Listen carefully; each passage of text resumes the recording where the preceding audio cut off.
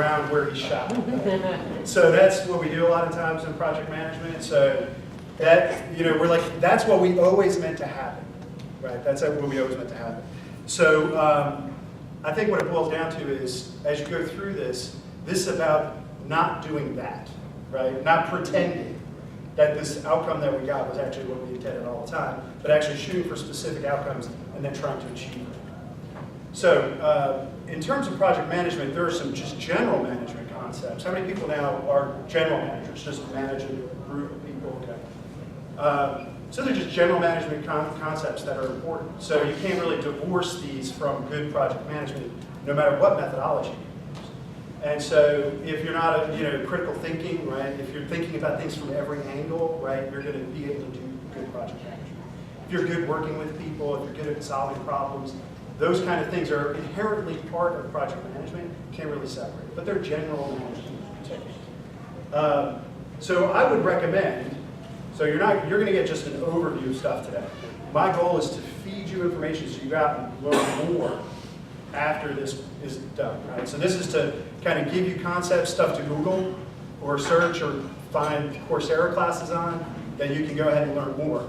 These concepts are part of that learning. So if you want to be a better project manager, take some courses on critical thinking or problem solving.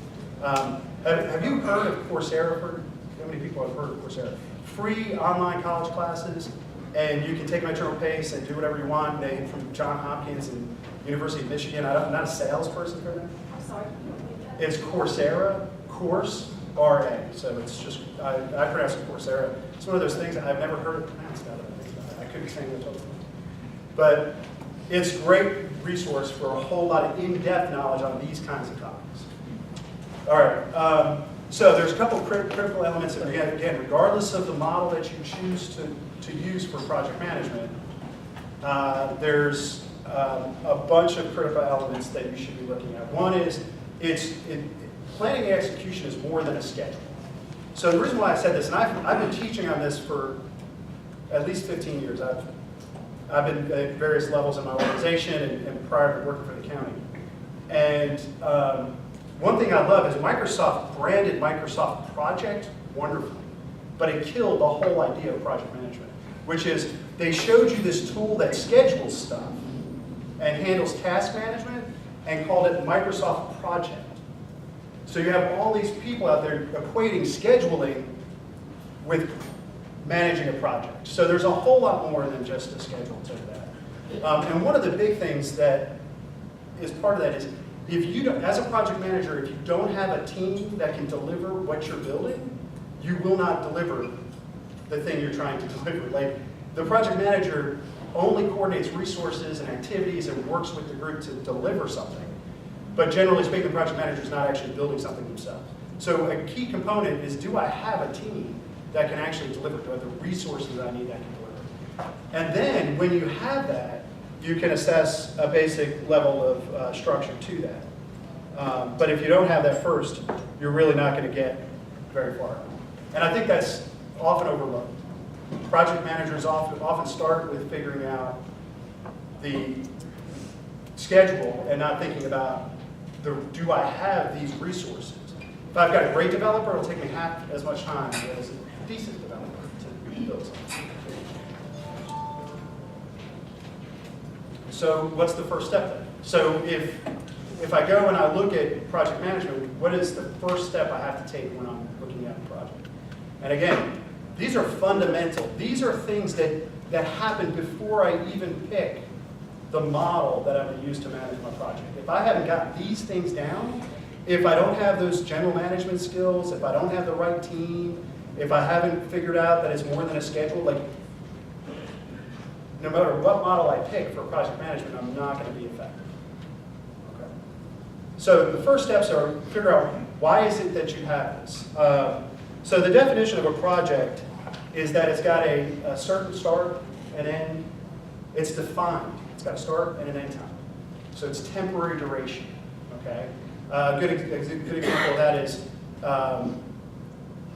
if I join a committee, right? Committee that's going to go on, that's not a project, right? It might spur up projects. If I'm maintaining a system, That maintenance may involve project management in some areas, but it's not a project. It's maintaining the system. So projects have a defined start and a defined end, and they are there to create something, to produce something. And those are big elements of any project.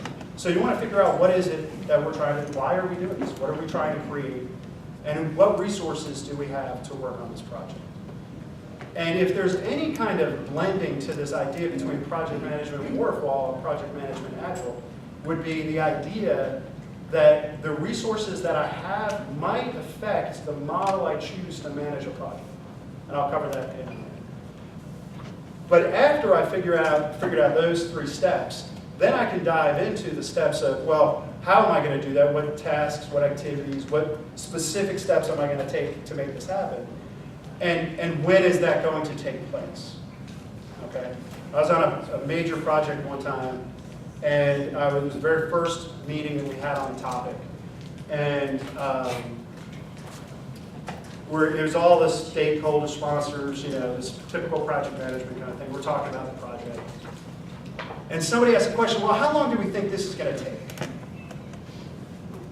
And so they all looked at me and I said, well, I don't know what product we're going to choose. I don't know how much money we have. I don't know what resources we have in terms of people. There is literally no way to me to accurately project how long this is going to take, right? How many people have been there? You get a question and you're just like, there is no way. There is no way. I know nothing about this project other than we want to accomplish X, the Y, right? That's all I know. Why? We've got this business problem, we need to solve it. Okay, great. We could solve it this way. That's all I know. So everybody looked at me sagely and said, oh, Bill, good thing we hired a professional project manager that can answer those difficult questions honestly. They looked around, and within 10 seconds, somebody said, so I think maybe a year and a half, right? Maybe about $3 million, right? Like, what? No, I go back to my earlier answer. So how many people have been there, right? You got the question, you answered it honestly, and then somebody else says, yeah, if it's a year and a half, like that's crazy, it takes longer. So you have to know these facets before you can choose your model and figure out how long something's going to be. Now, the why and the what, to me, break down into these 3 categories. And everybody has kind of their different models, but some of this will look familiar to you. So first thing is the purpose. The big reason, right? We've got this business problem, and we want to fix it, right? And then there's the objectives underneath that. So most of the time, the way I do this is my purpose is a higher level thing, and I drill down into my objectives. I also say, like, one of the things I was drawn to project management, first of all, I hate doing the same thing every day. Let's just get that off the table. It bores me to no end to do the same thing every day. So I like working a bunch of projects. But the second reason was I think hierarchically. The way my brain works, I break big concepts into little concepts, and that's what project management, it's just a thing project managers do. So it helped me a lot. So this may not appeal to you, but it appeals to me. So purpose is that higher level thing. Objectives are the specific goals I'm looking to attain. So for example, you might say, well, what we really need to do is we need to get a better handle on our financial position as it relates to our budgeting and to our salary expenditures, right? So that would be like an ERP type implementation. We just got to get a better handle on all this stuff.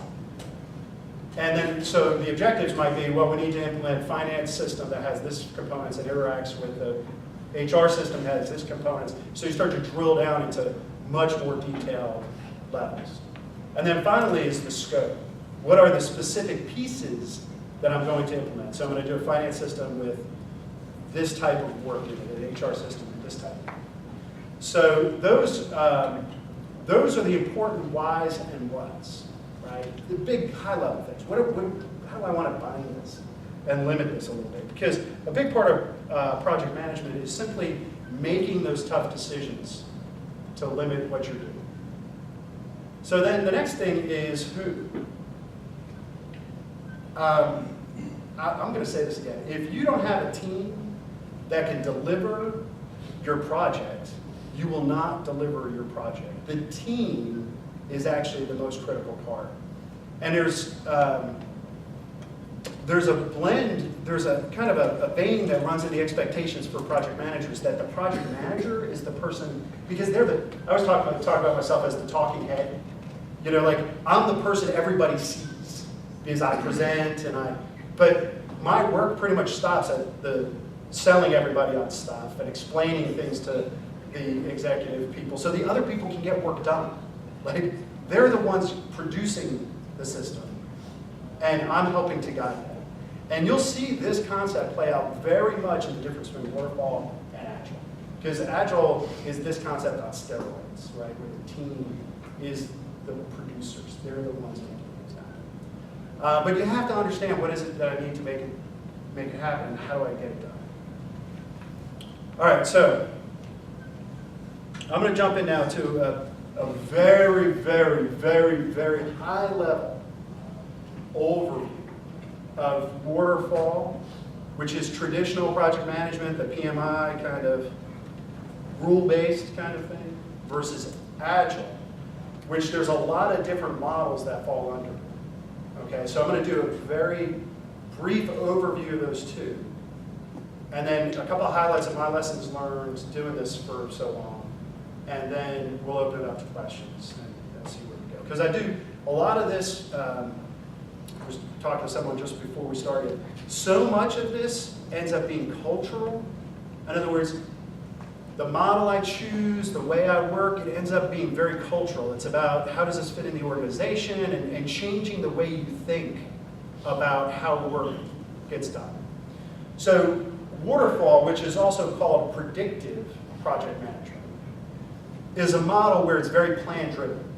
It's about understanding what it is I want to build at a very detailed level and walking through that flow in a very structured way where change is not good and has to be controlled, okay? And what this kind of predictive model ends up doing is really putting a heavy emphasis on requirements. Because of course, if you do a really good job of requirement collection, you can predict better, right? So I can predict an outcome when I do really good requirement collection. And it estimates the resources and the time that's required, okay? I'd also, and I'm going to point out the difference between how tasks are handled differently, like detail level tasks are handled differently between Waterfall and Agile. And I'm going to go through exactly how that happens. For Agile, which is adaptive, right? So it's about learning by doing and interacting differently. Change is welcome. Change is encouraged. But it's got to be also controlled. The thing is, it's controlled differently. Okay? The recognition there is that resources and time are your fixed constraints. And that your features or your requirements are estimated. Now, how many people here, well, no, I'm not going to ask this. There's a thing in project management called the triple constraint. And people have heard that a number of ways. One way they often hear it is scope, time, cost. Pick two, right? Has anybody heard that? It's the idea that there's this trade-off between these three things, and you can't get them all. So you're going to have to choose between the product requirements, scope, right? Or you're going to have to choose between the time, how long I take to do something.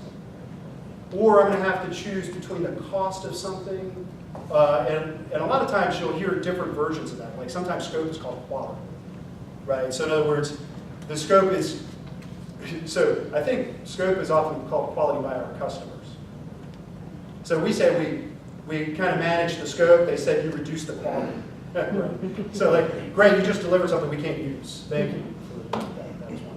Actually, when I first became a project manager a while ago, the reason I was hired as a project manager, hired on the business side of the organization I worked at, the reason when I was hired, I was promoted from a training group into project management, and it was because of this single thing. I was literally hired, and this should resonate with you all, I was literally hired by a senior vice president that said, I am tired of IT delivering products I can't use, right?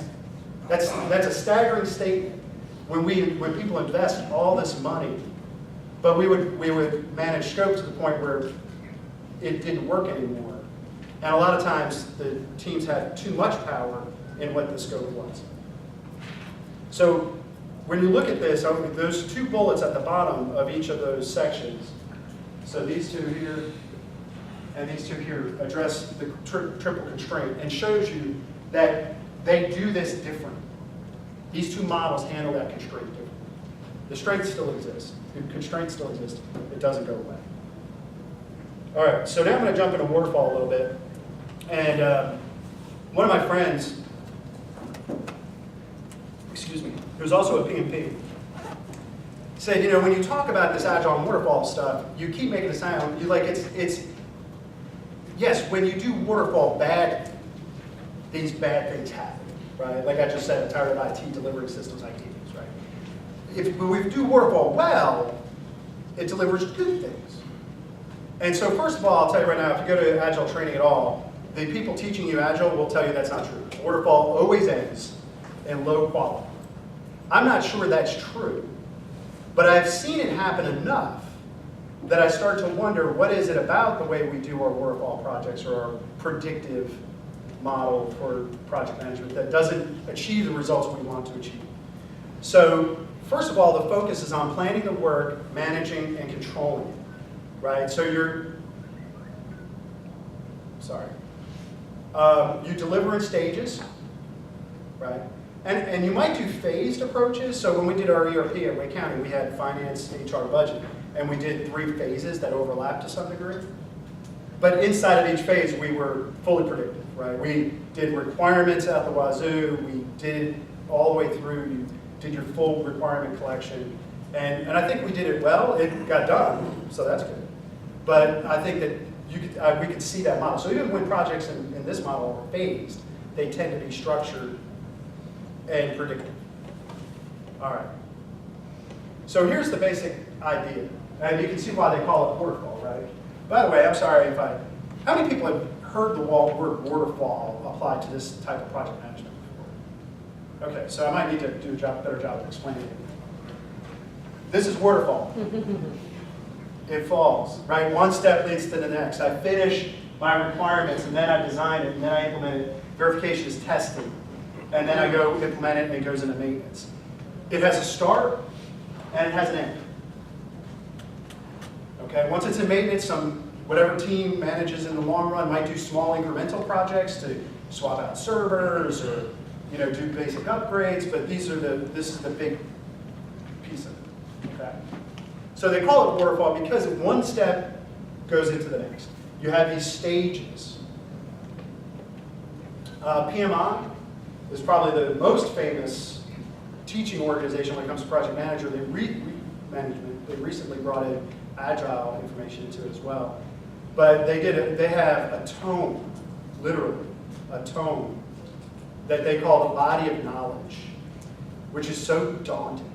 So the project management body of knowledge is what they call this, PMI. And so these are 5 processes that they outline. And then there's 1,000 pages, no, I'm kidding. There are dozens at the very least of pages behind this explaining. But the basic idea is you start a project, that's your initiating processes. Then you plan it. Then you begin execution. And then you have these controlling processes that give you feedback as you're going through your project. And then it loops back to planning. So you will replan things, right? So some things don't go according to plan. Your key developer quits. You got to figure out what's going to happen. They just won a lottery and now you're sunk, right?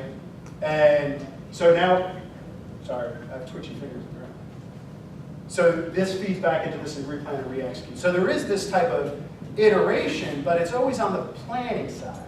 Waterfall is very focused on planning the process that I'm going to produce a product.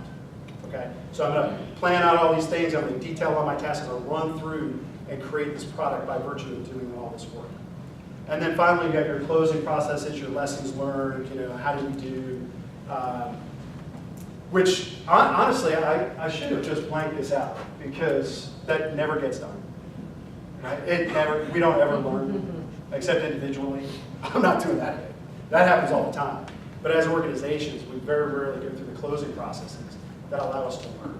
And you'll see in Scrum, or I'm going to talk about Scrum specifically because that's what I know best. when it comes to Agile, but that's built into Scrum as well, learning regularly about what we're doing. So these are the 9, well, I'm sorry, I have to actually correct myself because they added, this is an old slide, so they actually added another knowledge area just to make it more daunting. But these are the knowledge areas. So there's, again, remember those general management ideas I mentioned way back in the beginning? That you need to know these things to do this well? This embraces that, and it has a lot of information on what you can do. Now, it doesn't teach you how to do it. It just teaches you what to do. So in other words, it'll say things like, hey, have a resource plan, right? And that would fall under your human resource plan. Have a resource plan, right? You should have a resource plan. It doesn't tell you how to build it. It just tells you to build it. So you need to really study and learn more beyond just this piece of information. So when it comes to the when part of the waterfall idea is they have a concept called the critical path. The critical path is the shortest series of tasks that lead to the final date that I can be completed, right? Or the shortest time in which I can complete the problem. So for example, if I've got this string of work that has to get done to implement this tool, I can string them all together, and there's all these different paths.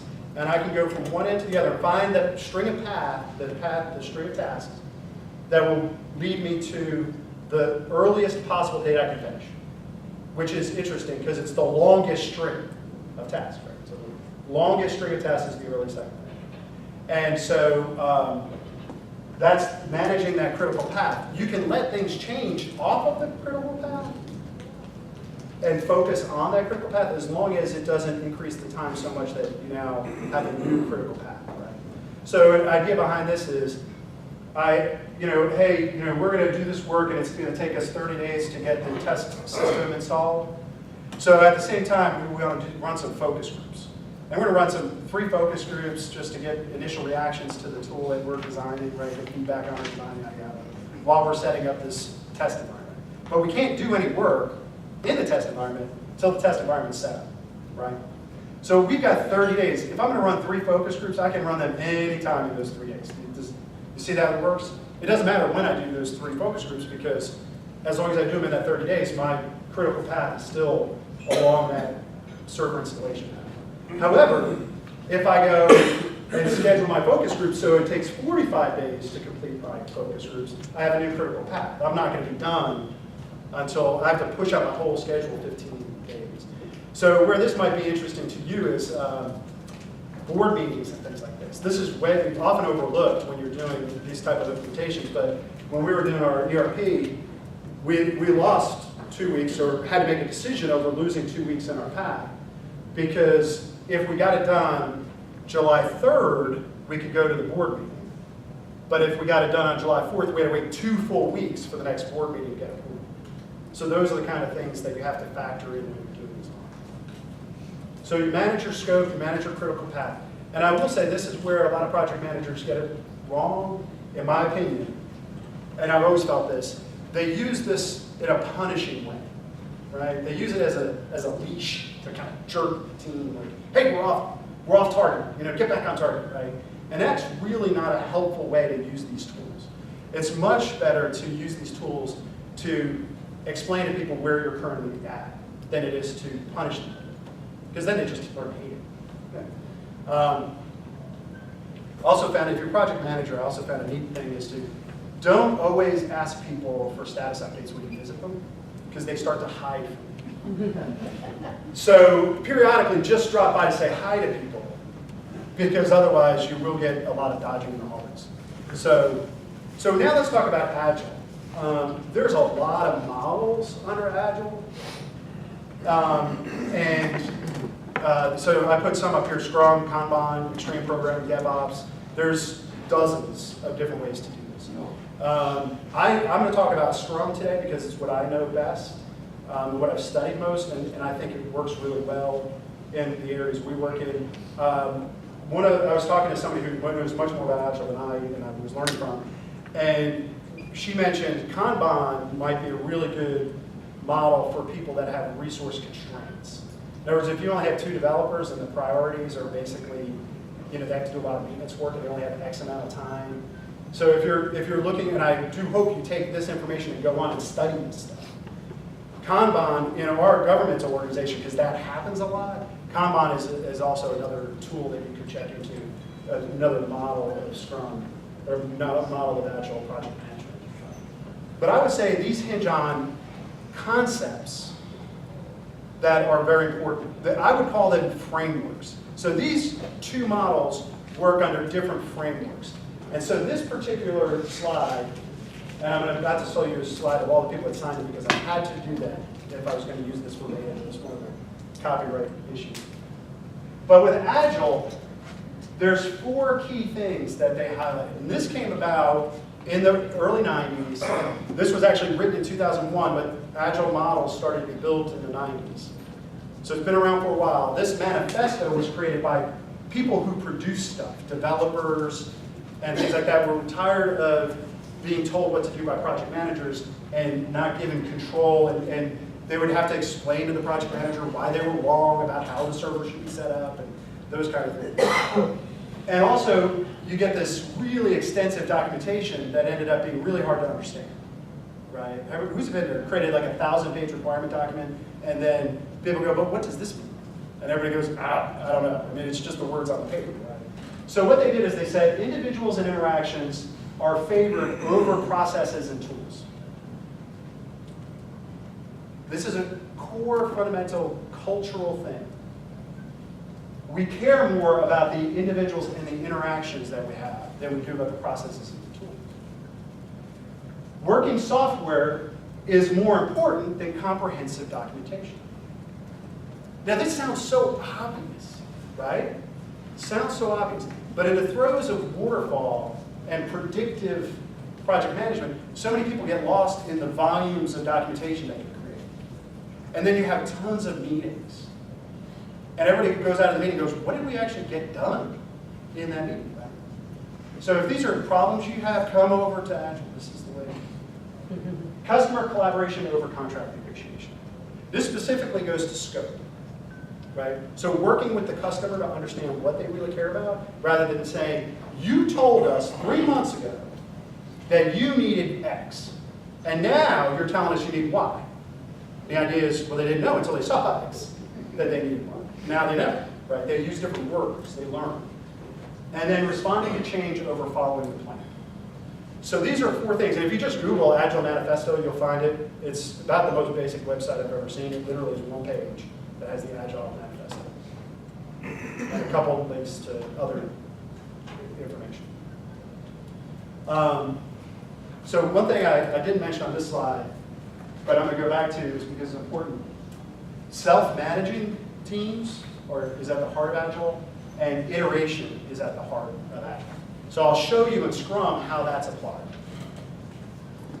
All right, so here's everybody. That's all the people that signed it. My obligation for copyright purposes has been fulfilled. Okay, so here's Scrum. All right, so I knew that a lot of people coming in were going to be familiar with the traditional predictive project management. So I kind of went quickly through that. I'm going to spend a little more time on Scrum, and then I still hope to have about 20 minutes to go through questions. Because applying this stuff is important, right? So you can start ignoring me and thinking about your questions now if you want, or we can just wait till I go through it. But here's the thing. In the predictive model, where requirements are essential, right? They get detailed to the nth degree, right? So everybody's seen the requirements documents that go detailed, all these details about ability to X, ability to Y, right? I need to do this, I need to do that. And generally speaking, that's divorced of what I would call user experience. The interaction with the actual customer so they can understand what they're getting, right? And so what Scrum does instead is it has a model called a product backlog, and the feature sets are really high level. And here's the important part, they're prioritized. In other words, what you do, Scrum is all about creating business value as quickly as possible. So the idea is, if I rank in prioritization all the things I need this system to do, and then start at the very top, working on the most important thing, then when I'm done, I'm at least going to have the most important stuff done, right? So that's where you get systems that, turns out we couldn't really do the really complicated thing, but it is actually the reason why we did the project. but now we don't have time to do the complicated thing because it's so hard. And so you drop the complicated thing in favor of all the easy stuff, but it was actually the complicated thing that was the driver that solved the business problem. Right? Now again, that's an example of bad waterfall. So that would be an example of it, but it happens a lot. Right? So what happens with Scrum is you create this product backlog. There's three roles. There's a product owner. They make all the decisions about a product. Culturally, that's huge. Think about this. So you don't have stakeholders voting. You don't have sponsors deciding. You have a person fully empowered to make decisions about the product.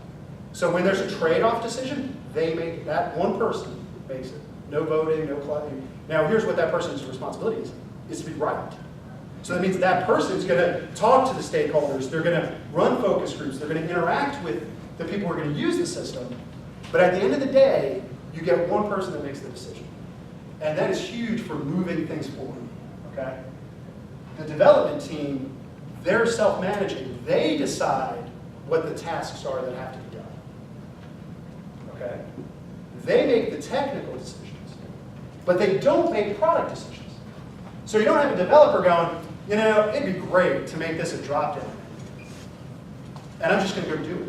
Because, the customer doesn't know what's good for you. What they do is they run that by the product owner. The product owner goes, no, we don't want to drop down.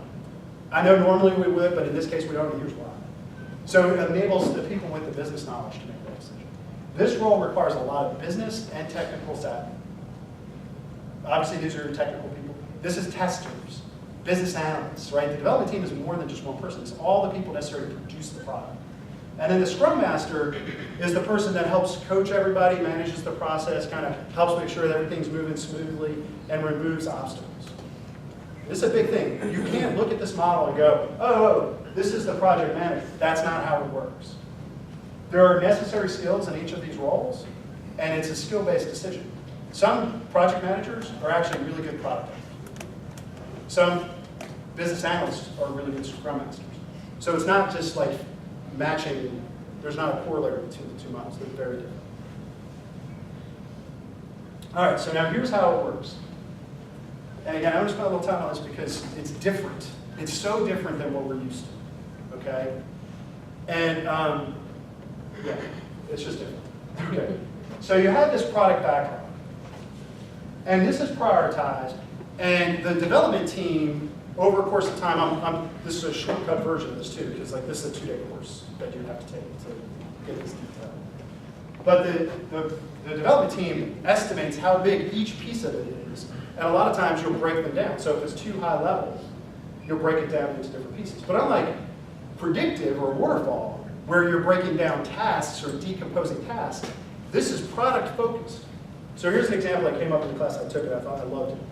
So I want to build a website that people can buy stuff through. And so I need to take credit cards. So one of the people in the class was a DBA. He goes, well, how do I break that functionality down? I can't break it down. And produce a working increment. So every sprint leads to a working increment. It works when it's done. And so basically what the teacher said is, think about it from a product point of view. What's your most important credit card? I'm going to get this working just for Amex. I'm going to be able to buy one product through Amex. And that's all I'm doing this round. And then the next time I'll do MasterCard, right? So it changes the focus from breaking down tasks, to breaking down product pieces and developing those product pieces. So what happens is the team picks up at the top item or top 2 items, depending on how big they are. They commit to building this functionality in this sprint. A sprint can be anywhere from 2 to 4 to 6 weeks, I've heard some people do. Anything beyond that is really just too long. So generally it's 30 days is what I've heard overall. So that's called the sprint backlog. So they take the product backlog, they pick the top 2 items, that's their sprint backlog. And this is where task management kicks in. So predictive, you're doing that big Gantt chart, right? With every task you can possibly think of for the next 2 years. In this, they're going in the next 30 days, this is the task we have to do. And that's where task management kicks in. And then they go through the sprint, Scrum uses a stand-up meeting, 15 minutes, answers 3 questions every single day. They call it the daily stand-up or the daily Scrum meeting. And what the 3 questions are, what did you get done yesterday? What are you working on today? And what's in your way to get it accomplished? That's all you do. There's no, well, I went to 3 meetings and I did this and detailed status reports. It's, what did you get done? What are you going to do? And what prevents you from doing that? So very production-oriented. And so this goes through, the work gets done, and then a working increment of software gets completed. I produce something. Now some of you guys are going, how do we do that and buy stuff, right? I've answered that, and I'll deal with that in questions if we have time. I think that's the natural thing. I think Scrum works better for things you buy. Because you've got a prototype already built. You're ready to do that. The other thing, because a lot of people think it works really well for development, I think it works better for stuff you buy.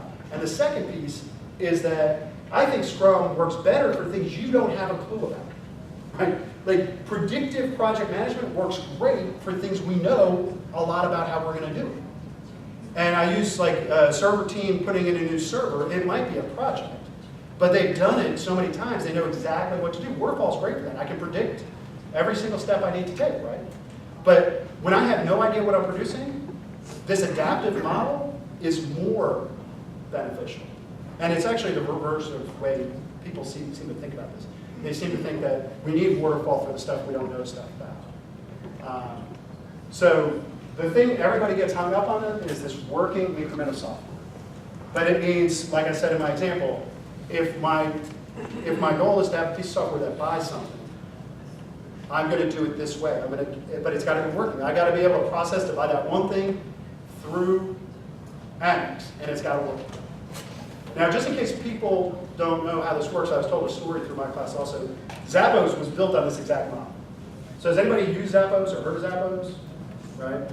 So when the guys created Zappos, basically what he did is he went to the local shoe store, found out what they had in stock, put pictures on a website, and when you ordered it, you got an email confirmation. He got one too. He would go buy the shoes at the store and ship them to you. Now that's not how Zappos works today, but that's how it started. It's the idea of iteration and building off of things. All right, so in any sprint, you're going to have what they call a time box. You're going to do your sprint planning. Remember, so you take all your items off your product backlog, you do your sprint planning. What are we going to accomplish? What tasks do we have to do? Generally very informal. Sticky notes are used here a lot too, right? You're going to have your daily stand-up. Every day, talk about the progress you're making. At the end of your sprint, you have what's called a sprint review. And that's when the product owner looks at what the development team built and says yes or no. Did you succeed in delivering that working increment? And if you didn't, then it's back. Those issues get put back on anything not done gets put back on that backlog. And this is where people really get hung up. If it works, but there's a bug, you might say, okay, it's got that bug, I don't like that, but that's not as important as the next 3 items on my product backlog. So stick that down at number 4, and you can fix that later, right? And then finally, you have a retrospective, which is where you do your lessons learned. So at the end of every sprint, which again is 30 days, generally, right? 2 to 4 weeks are the normal sprint cycles. You're going, hey, what did we do well? What did we not do well? Because the whole idea of this is to create teams that really work well together and get things accomplished. To get the team working really well because they're producing stuff. All right, so now just quick lessons learned as I've been doing this. So I've been studying this again. I've PMP since 2001. I've been doing project management for 20 years in that model. I started looking into this about 4 years ago, studying it. Got certified this year as a certified Scrum Master. But I found it was easy once I had already made the mental shift. Right? The mental shift is important. And I'm big on learning multiple skills so you can apply them as you want. And so one of the things that I've said all through the time I've taught project management is know what you control and know what you don't control. That's an essential element of any model of project management.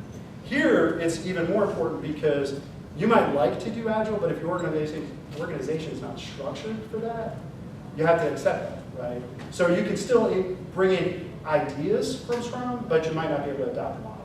And the key thing is, if you're going to have senior people walk in and change decisions that the team makes, in other words, the product owner makes a call or the team makes a call, and you're going to have people come in and change that, that is going to hurt you tremendously in that kind of iterative model. Now, feedback and ideas, that's great. But changing things as you go, it can be very detrimental to Scrum. Another general lesson I learned is make decisions quickly. Just keep moving. A lot of people, I love Scrum because it allows for iteration, so that means each decision you make has less damage done if it's wrong. So I like that, right? So the worst I lost is 30 days. Where if I made a big decision on Waterfall, I could lose 6 months, right? Or if I missed something in Waterfall, we could miss 6 months. Sometimes it's minor. I was on a project where literally we were using the same word in different ways with the vendor. And we lost 6 months because we were done and we realized, holy cow, we haven't been even talking with the same language this whole 6 months, right? But we're using the same word. Everybody thought it was on the same page. Like everybody agreed. But it turned out we had a fundamental underlying thing. We lost 6 months. So don't get paralyzed. Also, if you see problems as a project manager, address them. If you see dysfunctions in your team, if you see people acting badly, if you see senior management messing up your project, it's your responsibility to solve that. That's what project managers do, regardless of the model that you follow. Okay? And then clarify early what you have to work with. This goes back to that first who, what, why kind of thing. Why are we doing this? Who's the team? Get that answer first before you start working. It'll save you a lot. At least have a plan for it. So 2 quick things. I wasn't sure how well this is. So you can apply user experience in either.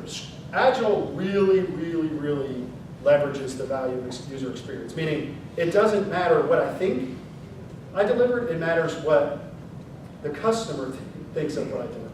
I always joke that I'm not really a good independent judge of how good a husband I am. My wife actually gets to make that decision. And so that's the thing, that's the relationship you have, right? You develop something you thought was awesome, get it in front of the customer, let them know, let them use it and see if you're right. And you can build in a waterfall project, in a predictive model, you can build time for user experience, but you have to be purposeful. Where Agile it's kind of baked into the cake. So I love this for those who can't really see it. So this is I think this is in like Denmark. But you have this great like pathway for bikes and walkers to come through, and walkers can go through these gates, and and everybody just goes around the whole thing. Right? There's just this path in the grounds. People have embraced this. There's campuses that have been developed that they don't build sidewalks at first. They just let people walk. And then as people walk, you get these paths, and then they come along and pave them. Right? User experience. The second thing is data are important. I have 4 dogs, so I love this slide. And I'm pretty sure I'm using this without proper permission, so thumbs up.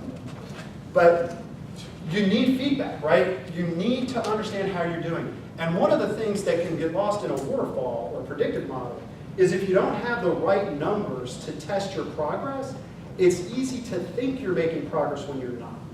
Again, that's baked into Agile. You're producing every 30 days. If you don't have a thing at the end of 30 days, you didn't produce, right? It's really easy to know. But in Waterfall, it's a lot harder. I've seen people go really far astray because they weren't actually managing. And part of it is bogus statistics, right? My very first experience as a project manager was an apprentice.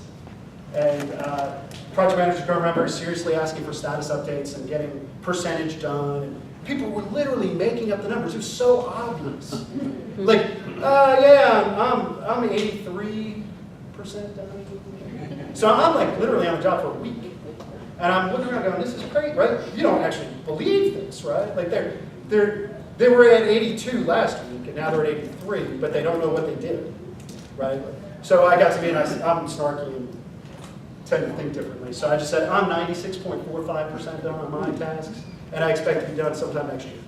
And so that's, right, because that's just my character. But it was intriguing for me to watch this happen. So knowing that you're actually measuring the right things.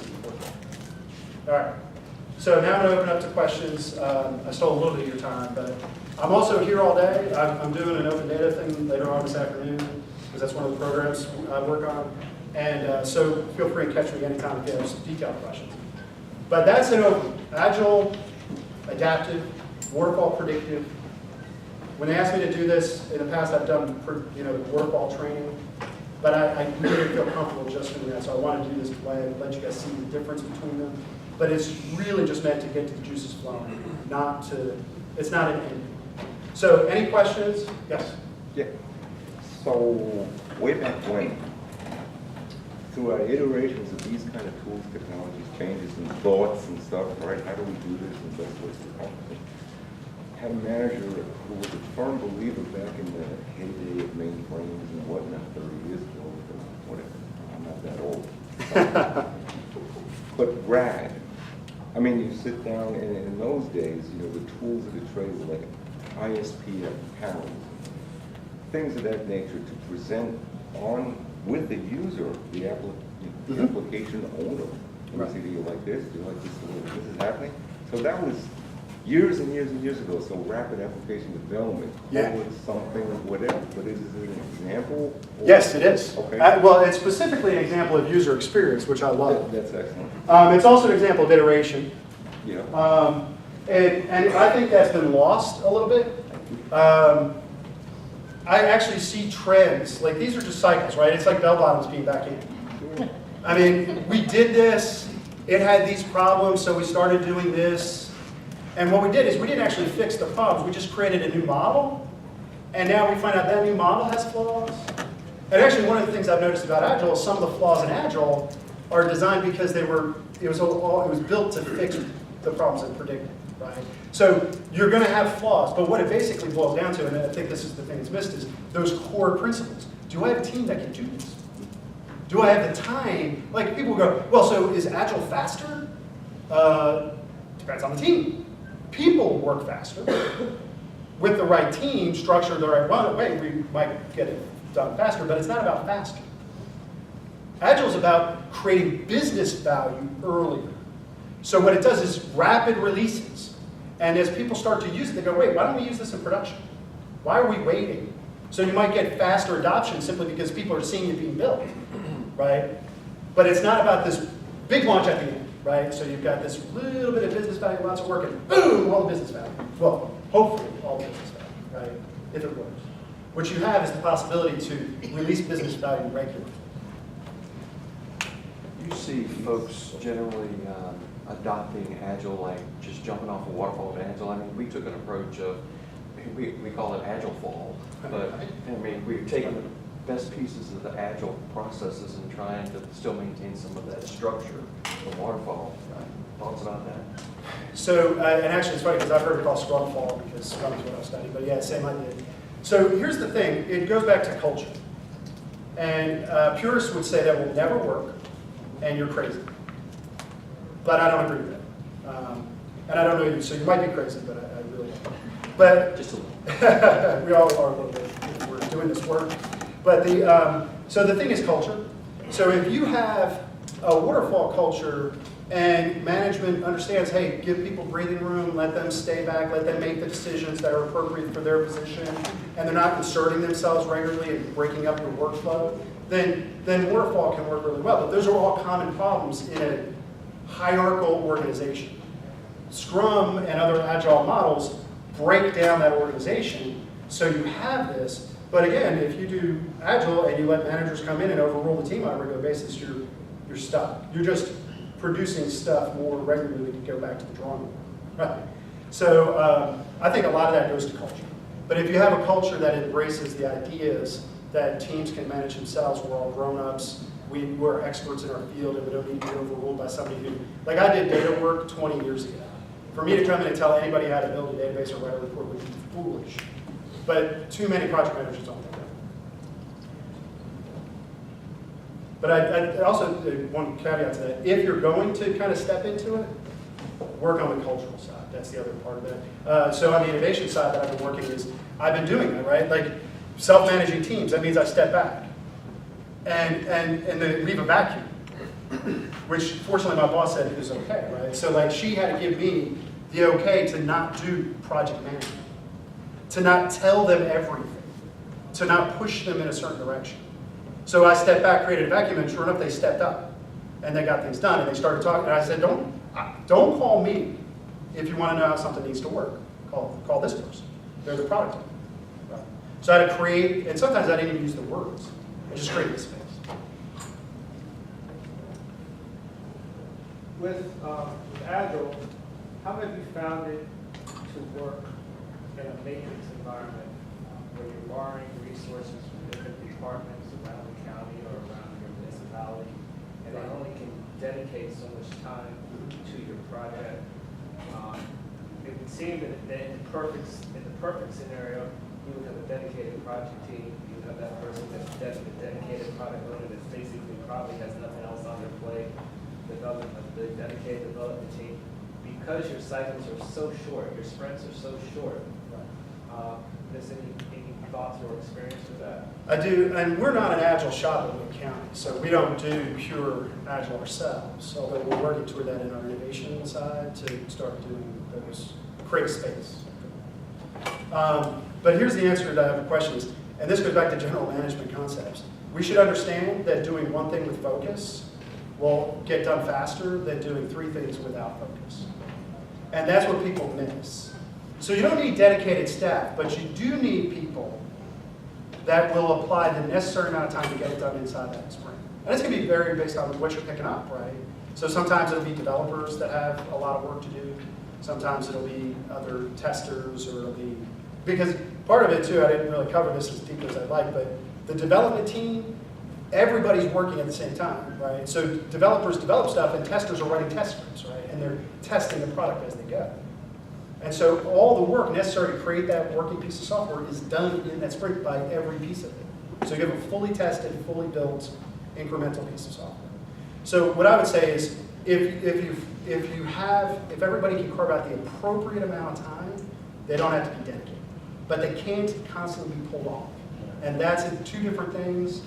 And that's where people go wrong, I think, is that they just pull people off. I did a project where we just simply said, okay, we created space for Agile, but we didn't create a formal Scrum model. But I had one key developer, and it wasn't his highest priority, and so whenever he had time to build stuff, he did it. But we built in the iteration, we built in the product owner, that kind of stuff. So whether you call it Scrum Fall or Agile Fall, I think of it as creating space for the culture to develop. So in that situation, you weren't quite as stringently adhering to your sprint schedule. Exactly. As you could get to it, and you were cool with the fact, well, if you planned it for 30 days and it took 45, then it's all right. Well, so the way we did it was, I knew he was going to do this piece and I'll work on it for a month. So in a way, we did 1-week sprints, but we did them with a month gap in between, because that's what his schedule will have, right? Which I don't like. But again, being realistic back to the organization, part of this is figuring out how to make these things work, and particularly around the cultural elements. But I will say the customers love this. Customers love this because they're getting that feedback quickly. They're getting that, no, that's not what I meant when I said those words. And that's one of the problems with detailed requirement collection, is the words lose meaning outside of the conversation they're having. So this emphasis on conversation over documentation is a really big part of Agile, because it's about saying, hey, let's talk about this in depth. And that's where the real meaning takes place. And if we don't write it down, that's okay, because in 30 days, if you're wrong, I'll be able to correct you, right? And there's that constant interaction. So you don't spend a lot of time writing down a lot of stuff that is, their only purpose is to manage how you produce stuff. You just produce stuff, and then you interact with that. So it's a mindset change. So in Agile, like when you're doing Waterfall, you have to have your communication plan, your resource plan, and you got to have all these plans and how you're communicating to the stakeholders. Right. So it doesn't seem like in Scrum that there's really any stakeholders. It's really basically the team. So does the team get back with the customer on the product that's produced instead of having to have that widespread communication across to all stakeholders? Great point. So it's not the team, it's the product owner. So the product owner interacts with the stakeholders. And so product owner, so while the team is developing whatever's in that sprint, the product owner might be looking at the next 3 things on the list and getting feedback from the stakeholders so that all the information is queued up and ready to go for the team to start developing. So they're the ones running focus groups with the customers, the stakeholders, right? So you still have a very active, I would say more active, more regularly active interaction with the stakeholders. You're doing it through the product owner rather than the whole team. And what it does is, that way the development team doesn't make decisions about features. What they do is they build features, right? So a product owner should never say, build this in Java. Right? That's the technical team's decision to figure out what the right tool is, and of course it's going to be based on your resources, right? The product owner says, I need a tool that does X, right? And then that's how it gets built. So, but instead of doing a communication plan, you just follow what we do. We learn in kindergarten, like be nice to people, talk to people. If somebody didn't mention something to you, don't be mean about that, right? But on the flip side, it creates all this natural dynamic of regular interactions with the customer that doesn't make it, you don't even need a communication plan anymore because we're always talking. I think you do it right. But again, you can do Agile better, just like you do Waterfall. They're just 2 different models. What, do you have any techniques or any programs there in Wake County to help develop better product owners? Because it seems to me like that's a very key piece there. And thinking about, just like where I'm from, the general pool of end users, I don't know that we'd have a ton of people that would be great at that function. Yes, great question. So, by the way, if you like the sound of Agile, and you are good at business stuff and technical stuff, there are 10 times as many Scrum Masters as product owners. So there's a huge opportunity for people with those skill sets to become product owners. So just a little plug for people who are interested. But that's exactly what the product is. It is a very unique skill set. We don't have any programs for that. But as a Scrum Master, what I do is I coach the product owners through some of that. In other words, rather than teaching them how to do it through training, I interact with them as they're doing it. And I say, hey, did you think about this? Or, hey, do you think we should put this in front of the stakeholders now? Or, hey, what if you let these people that you know are core users kind of use what we built and give you feedback? So I, as a Scrum Master, help the product owner through some of those hurdles of learning. And in every functional group, there tends to be the go-to IT person, the person they go to before they call the help desk, the person they go to before they talk to sysadmin. That's your product owner. Also, if you're a business analyst and you love interacting with the customer, those skills that are present in business analysts are a lot of the skills you need for a product owner. Now, it is 9:30, and I want to kind of honor your time. So I'm available. I'll be around all day, and I'll be in the hallway right now. So if you have more questions, we can answer those too. Real simple question. Slides available? Is your presentation available? Through Nickel Giza. Nickel Giza will have it on the website. Well, that's excellent. So the question was, is it available? Yes, so I'll send it to whoever the point person I'm is. going to download your presentation. Okay, great. So yes, it will be. Thank you. Oh, yeah.